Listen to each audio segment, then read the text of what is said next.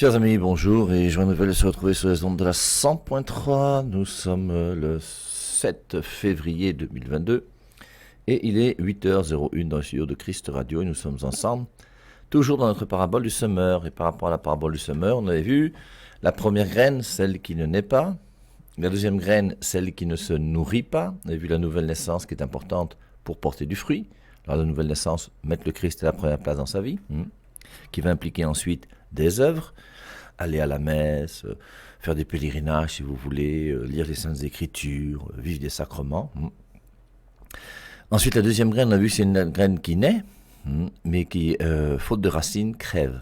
On a vu que les nourritures pour le chrétien, c'est la parole de Dieu, alors je ne reviens pas dessus, et la parole de Dieu qui va venir nourrir ma tête, parce que ma tête se nourrit d'intelligence. Mon intelligence se nourrit de vérité.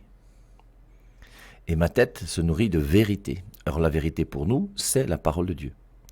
Et c'est pour ça qu'il faut un discernement pour savoir où se trouve cette parole de Dieu. Nous, on sait sur les ondes de la 100.3 que c'est dans l'église primitive qui est l'église catholique. Ensuite, maintenant, on a vu que cette parole de Dieu, ça entre dans notre tête, c'est important. Ça veut dire qu'on sait déjà ce qu'on doit faire, on sait comment on doit vivre. Et maintenant, pour le mettre en pratique, il faut avoir une relation amoureuse avec Jésus. Et la relation amoureuse avec Jésus, on a vu que c'est l'Eucharistie, et que l'Eucharistie nourrit mon cœur. Parce que le cœur de l'homme se nourrit d'amitié vraie. Or, l'amitié vraie pour nous, c'est l'amitié avec Jésus. Aimer Dieu de tout son cœur, de toute son âme, de toutes ses forces. Et notre Dieu est amour. Et l'amour par excellence, et le plus grand amour qu'on puisse vivre sur terre, c'est l'amour avec Dieu, qui dépasse tous les amours possibles et inimaginables.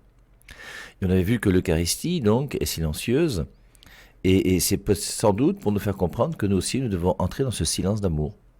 Dans les monastères, quand vous arrivez dans des monastères ou dans une vie religieuse quelque part, les religieux et les religieuses habitent un endroit, dans un couvent, dans un monastère, où c'est le silence. Et le silence, pourquoi ? Parce que justement, on veut vivre de la présence de Dieu. Et on vit cette présence de Dieu dans notre cœur, et forcément, quand on aime Jésus-Christ dans son cœur, on devient silencieux. Quelqu'un qui aime, c'est quelqu'un qui est silencieux. Et le milieu silencieux aide beaucoup à pouvoir aimer Dieu. Donc on a vu la parole de Dieu qui nourrit mon intelligence, l'Eucharistie qui nourrit mon cœur, et on voit maintenant aujourd'hui la volonté du Père qui nourrit mon corps. Alors, même si c'est un petit peu compliqué à comprendre, mais on voit bien que notre corps, alors c'est le passage de, prenons Hébreux chapitre 10, versets 5 à 7, et dans ce passage de Hébreux chapitre 10, versets 5 à 7, on comprend quand même qu'il y a un lien entre la volonté du Père et le corps. Épître aux Hébreux, chapitre 10. Alors, on pourrait prendre Hébreux, chapitre 10 au début, si on veut. La loi, en effet, possède une ombre des biens à venir et non pas l'exacte représentation des réalités. C'est pourquoi elle ne peut jamais, par les sacrifices, toujours identiques, qu'on présente perpétuellement chaque année, amener à la perfection ce qui s'approche ainsi de Dieu. Sinon, n'aurait-on pas cessé d'en présenter, puisque ceux qui rendent ce culte auraient été purifiés une fois pour toutes et n'auraient plus eu aucune conscience de leurs péchés. Mais par ces sacrifices, on rappelle chaque année le souvenir des péchés, car il est impossible que le sang des taureaux et des boucs ôte les péchés. Je vous rappelle que le temple de Jérusalem, le temple chez les Juifs, c'est la boucherie. On a vu l'autre jour, je crois que c'est Salomon qui avait égorgé 1000 bœufs. Alors moi je me souviens quand on a égorgé 2 bœufs au deuil de la grand-mère d'une grand-mère qui s'appelait Françoise, que j'aimais beaucoup. C'est vrai que c'était des spécialistes, ils ont découpé les bœufs là assez rapidement, mais vous imaginez 1000 bœufs.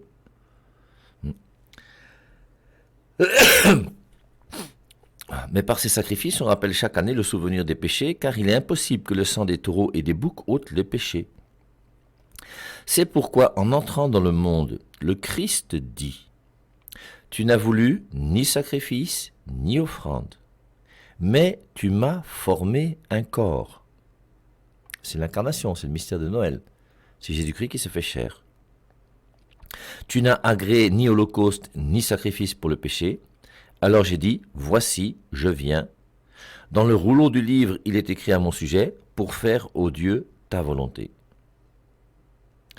Il dit d'abord, tu n'as voulu et tu n'as agréé ni sacrifice, ni offrande, ni holocauste, ni sacrifice pour le péché, qui cependant sont offerts selon la loi.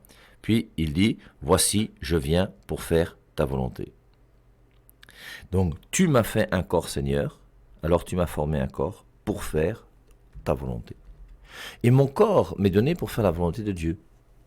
Alors, la volonté de Dieu est différente de la parole de Dieu, en ce sens que la parole de Dieu, c'est l'enseignement que je reçois et qui vient dans ma tête. Et l'enseignement que je reçois et qui vient dans ma tête, qui est la parole de Dieu, que nous devons distinguer du verbe de Dieu, pour la traduction de Jean 1.1 comme d'habitude, pour ceux qui sont habitués. Et cet enseignement de Jésus-Christ qui vient dans ma tête, qu'est-ce que j'en fais? Et maintenant, cet enseignement qui est là, il faut que je le mette en pratique dans ma vie. Tu m'as fait un corps, Seigneur, pour faire ta volonté. Et lorsque la parole de Dieu qui est dans ma tête, je la pratique réellement dans ma vie, c'est-à-dire que lorsque ce qui est l'enseignement qui est dans mon intelligence devient quelque chose que je vis concrètement dans ma chair, à ce moment-là, je fais la volonté de Dieu. Je prends un exemple simple. Dieu dit, tu ne mentiras pas.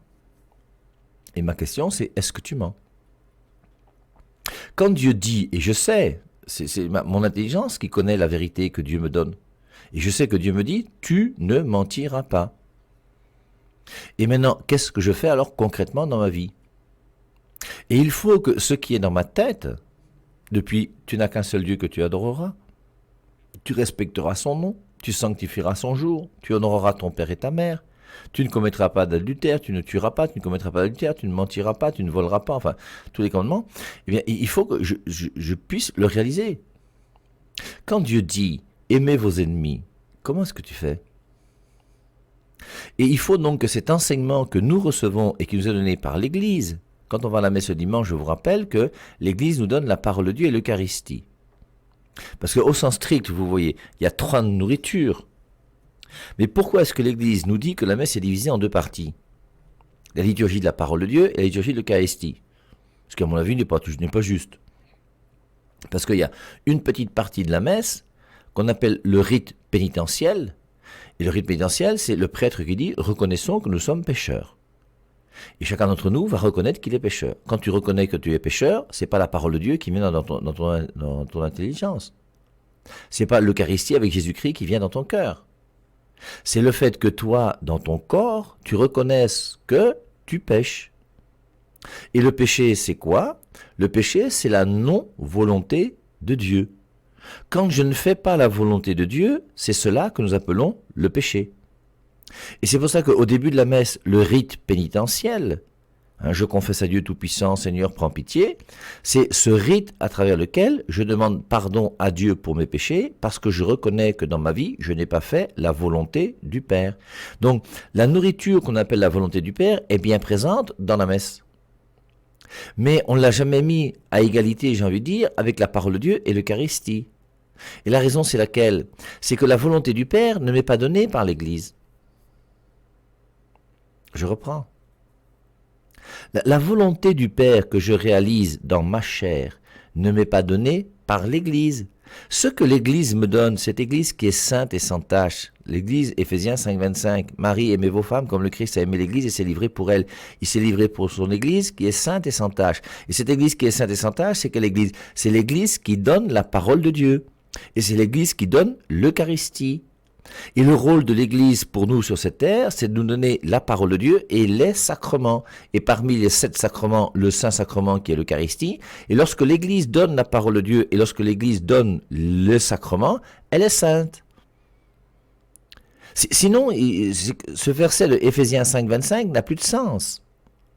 Et si vous définissiez l'Église uniquement comme une communauté de pécheurs, expliquez-moi alors Éphésiens 5.25. Marie, aimez vos femmes comme le Christ a aimé l'Église et s'est livré pour elle.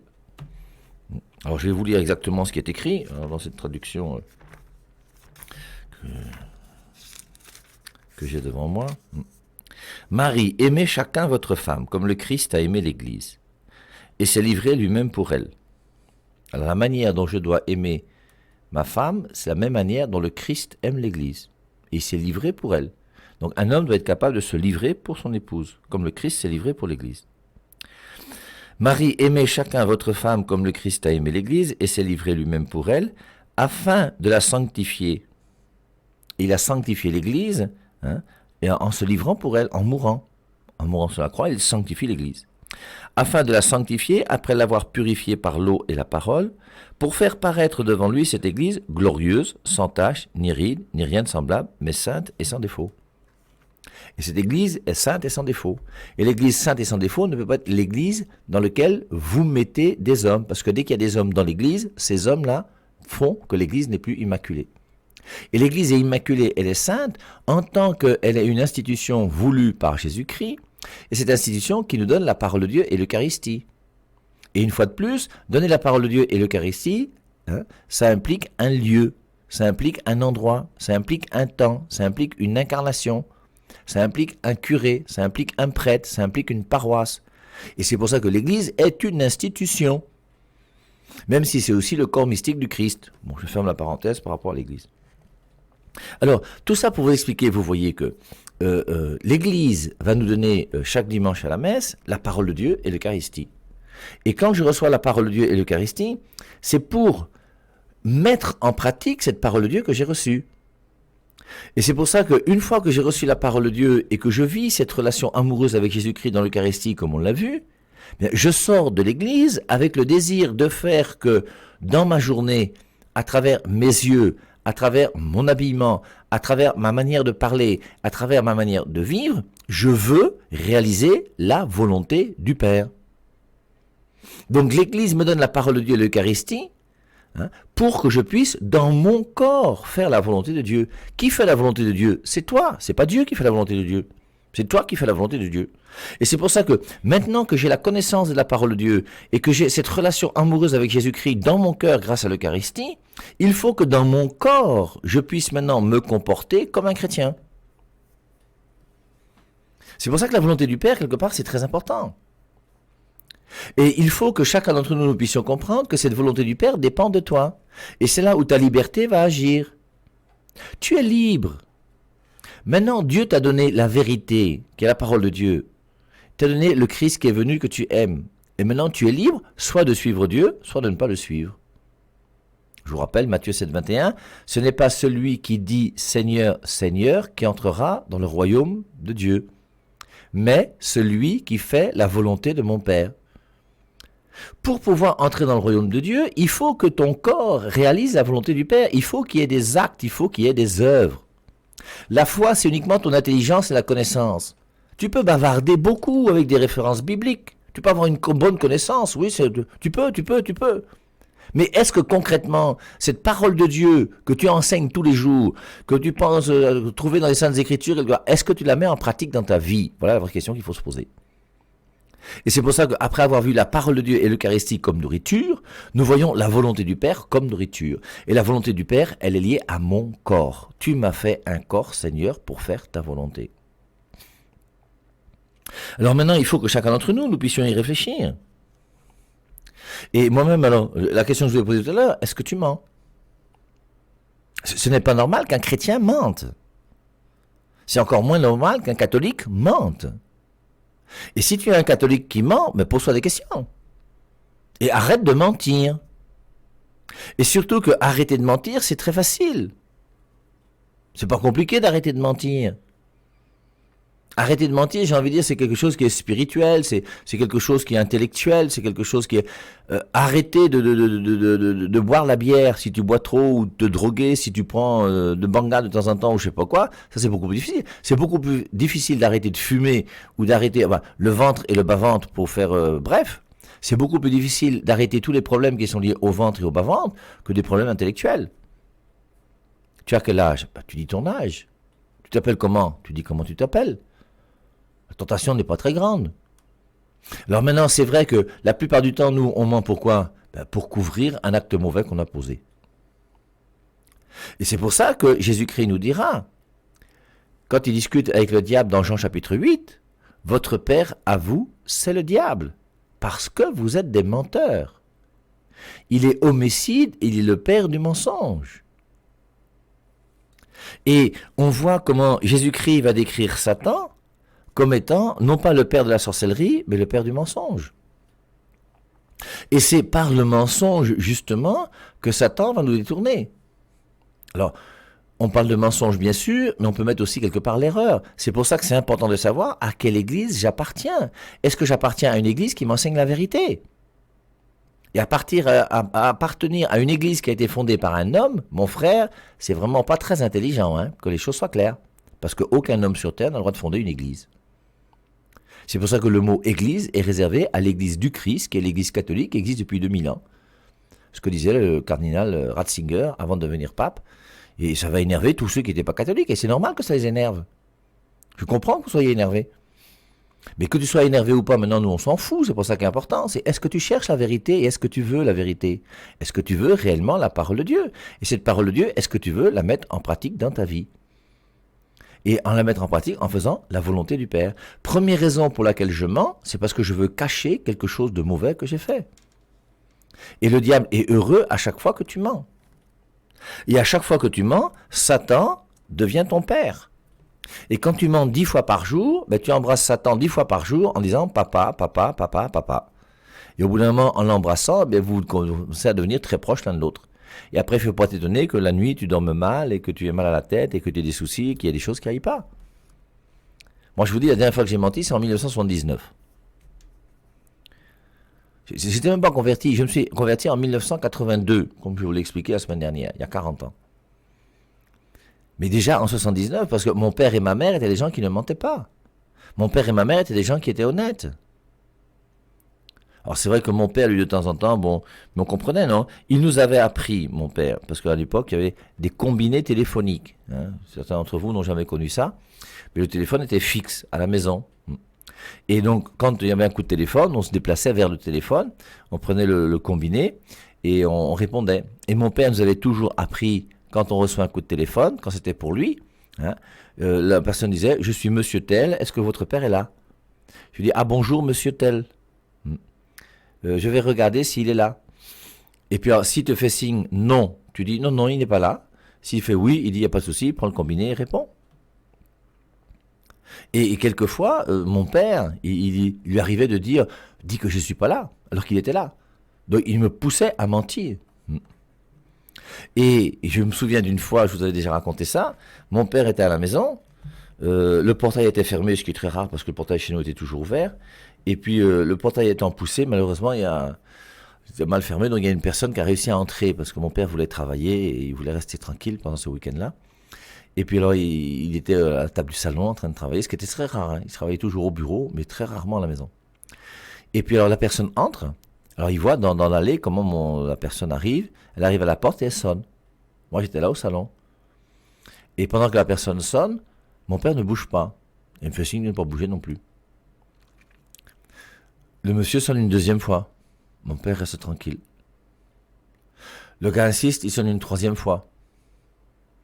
Quand il a sonné une quatrième fois, il a déposé son bic, il a poussé un peu sa chaise, il est parti à la porte, il a ouvert la porte, il a dit au monsieur qui était là, « Je ne suis pas là », et il a refermé la porte. J'ai trouvé ça extraordinaire. Donc ça montrait bien qu'il ne voulait pas recevoir ce bonhomme. Et le bonhomme insistait pourquoi lui aussi. Mais vous voyez, c'est important pour nous. Est-ce que cette parole de Dieu qui est dans ma tête, je la mets en pratique dans ma vie, même dans le mensonge ? Et je vous rappelle que si tu mens, il faut savoir quelle est la raison pour laquelle tu mens. Un homme qui vit mal est un homme qui ment. Si tu es fidèle à ta femme, tu ne vas jamais mentir à cause de ton deuxième bureau. Par contre, tant que tu auras un deuxième bureau, tu seras obligé de mentir à ta femme. Et c'est pour ça que si tu veux arrêter de mentir à cause de ton deuxième bureau, il faut barrer ton deuxième bureau. C'est pour ça que Satan se réjouit quand tu mens à ta femme parce que tu as un deuxième bureau. Et Satan est content de voir que tu n'es pas du côté de Dieu pour faire la volonté du Père. Tu es du côté du diable pour faire la volonté du diable. Ton Père, c'est pas Dieu. Et quand tu commences à avoir un Père autre que Dieu, ça devient inquiétant et grave. Alors, on parle par rapport au mensonge au deuxième bureau, on peut voir ça par rapport à tout. Et à chaque fois que dans ma vie il y a péché, je détruis la vie divine en moi. Et ne pas faire la volonté du Père, on vient de le voir, c'est le péché. Et parmi ces péchés, il y a des péchés qui sont plus graves les uns que les autres. Tu te lèves un matin, tu sens que tu es malade. Alors, tu as un petit mal de tête. Ou bien tu as pour les femmes les règles et les menstrues. Et il y a des femmes qui, lorsqu'elles ont leurs règles ou leurs menstrues, passent une journée au lit, ne bougent plus, ne font plus rien, tellement elles souffrent. Il y a d'autres chez qui c'est pas si grave que ça, elles peuvent quand même aller au travail ce jour-là et se battre. Et forcément, en fonction de la maladie, donc du mal de cette maladie, tu vas voir si tu peux te lever ou pas te lever. Et tu vas voir si le mal est grave, même tu vas aller avoir un docteur. Si le mal est très grave, tu vas aller à l'hôpital. Et si à l'hôpital on estime que ta maladie est grave, on va te garder, on va t'hospitaliser. Et donc on voit que la maladie par rapport à notre vie humaine, plus elle est grave, plus c'est compliqué. Et la maladie, il y a même des maladies qui sont des maladies mortelles. On vient de découvrir, par exemple, je ne sais pas, moi je prends au hasard, hein, tu as fait des examens parce que tu n'es pas en bonne santé, on dit que tu as un cancer qui est en période terminale. On dit d'ici 6 mois, vous serez mort. C'est des choses qui arrivent. Et il y a des maladies qui sont mortelles, il y a des maladies qui ne sont pas mortelles. Et dans le péché, on va distinguer donc des péchés mortels et des péchés qui ne sont pas mortels. Et je vous rappelle que c'est biblique, 1 Jean 5, 16.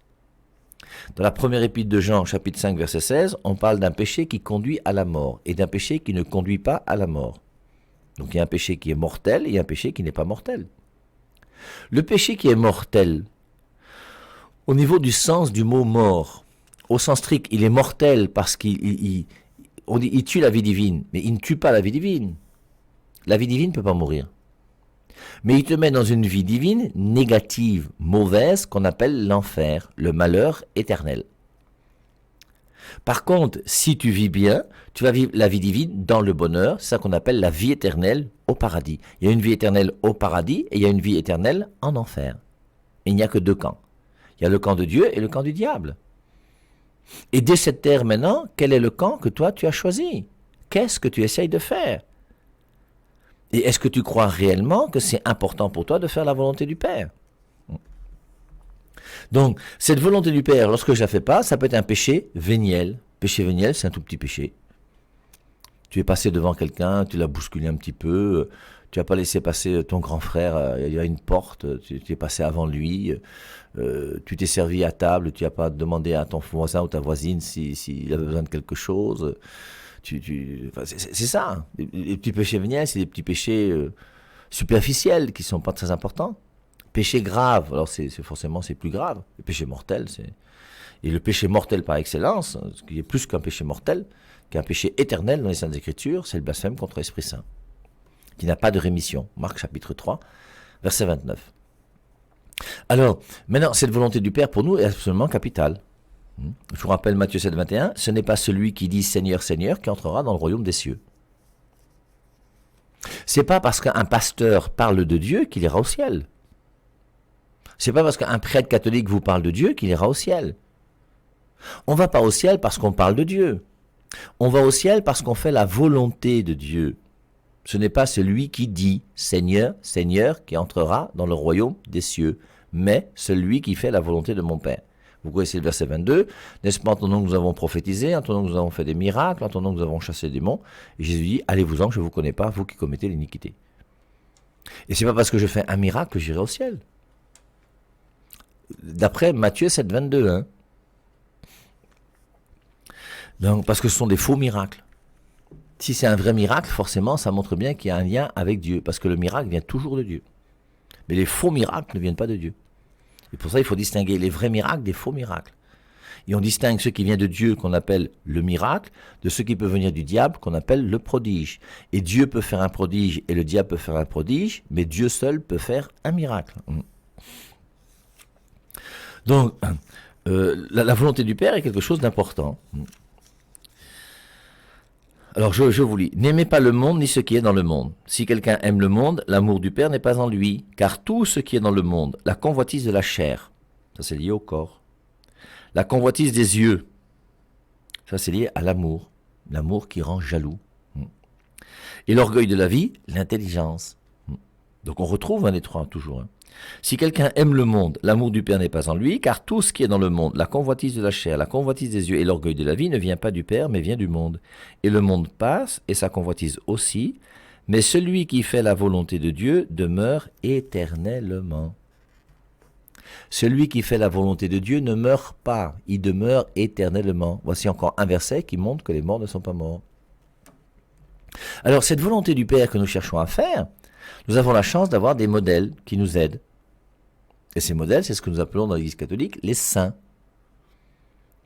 Et il faut de temps en temps lire la vie d'un saint. Quand je me suis converti en 1982, comme je vous ai raconté, à San Damiano en Italie, le 6 février 1982, j'ai commencé par lire un gros livre, moi qui lisais très peu de livres, un gros livre de Monseigneur Trochu, je m'en souviens encore, peut-être 600 pages, je ne sais pas combien, sur le curé d'Ars. Et c'est un livre que j'ai dévoré, que j'ai trouvé très très intéressant. J'ai beaucoup aimé ce livre. Et c'est pour ça que ensuite, quand j'ai eu le désir de me donner à Dieu, j'avais le désir de devenir un curé d'Ars. Et le curé d'Ars, pour moi, a été un modèle très longtemps. Et les vies de saints sont des vies qui nous aident. Alors forcément, il y a Saint Pierre, Saint Paul, tous les saints que nous avons dans les Saintes Écritures. Tous les apôtres, André, alors, c'est vrai, Philippe, tout ça, on ne les connaît pas bien. Mais Saint Jean, avec son évangile, Saint Matthieu, avec son évangile, même Saint Marc, Saint Luc. Tous ces gens qui ont vécu autour de Jésus ou qui ont connu Jésus et qui ont été des gens qui ont eu une vie admirable. Et ce sont pour nous des modèles que nous devons imiter. Et le modèle à imiter par excellence pour nous, c'est la Vierge Marie. Et c'est pour ça que nous, dans l'Église catholique, nous avons ces modèles qui sont là. Ce qu'on appelle un culte qui n'est pas un culte d'adoration. Tous les pasteurs qui vous disent que les catholiques adorent la Vierge Marie sont des menteurs. Mais il faut leur dire quand même, ça énerve de voir des gens qui mentent et qui disent qu'ils sont serviteurs de Dieu. Mais c'est pas de sens, ça. Et donc, le culte de Duli qui vient du grec doulos qui veut dire esclave, serviteur. Et donc, ces esclaves et ces serviteurs de Dieu, qui sont des gens qui ont cherché à faire la volonté de Dieu, qui ont été conduits par l'Esprit Saint, qui ont été pour nous des modèles, des exemples, à partir des saints, des confesseurs, des martyrs qui ont donné leur vie pour Dieu. Mais tous ces gens sont pour nous des modèles qui nous poussent nous aussi à faire la volonté du Père. Et c'est pour ça donc c'est important que chacun d'entre nous, nous puissions aussi prendre autour de nous ces gens qui sont des modèles et essayer de les imiter. Et qu'on puisse demander à Marie, Marie, quand tu vivais telle situation, explique-nous comment tu faisais, aide-nous aussi pour qu'on puisse faire comme toi et qu'on puisse aimer Dieu comme tu as aimé Dieu. Dans toute la vie, quel que soit ce que tu mènes, tu as toujours des modèles. Quand tu es en classe, moi je me reviens quand j'étais en seconde C, il y a des gens qui sont forts en mathématiques. Et quand tu as un problème, toi, avec un exercice de mathématiques qui te dépasse, qu'est-ce que tu fais? Tu vas voir celui qui, pour toi, est le meilleur modèle dans la classe, celui qui a les meilleures notes, et tu vas le voir, il t'explique. On a des modèles pour la chanson, on a des modèles dans le football, on a des modèles partout. Et on a des modèles aussi pour la vie chrétienne. Et le modèle par excellence, c'est la Vierge Marie, qui nous est même donnée comme mère à la croix. Lorsque Jésus-Christ dit dans Jean 19, 27, « Voici ta mère ». À partir de cette heure-là, le disciple a pris chez lui. Est-ce que toi, tu veux faire aussi comme Saint Jean a fait? Est-ce que tu peux accepter de prendre Marie comme ta mère? Et on peut très bien demander à Marie de prier pour nous. Comme je vous rappelle, on demande à ton frère, à ta sœur de prier pour toi. Comme le soir, aux émissions de 19h, le mercredi et le samedi, quand vous êtes avec Messe, ici, vous apportez vos intentions de prière et elle prie avec vous. De la même manière, la Vierge Marie aussi. Tu peux demander à Messe de prier pour toi, tu peux demander à la Vierge Marie de prier pour toi. Je vous rappelle que la Vierge Marie, elle n'est pas morte, elle est vivante, elle est au paradis. Parce que les morts ne sont pas morts. Voilà.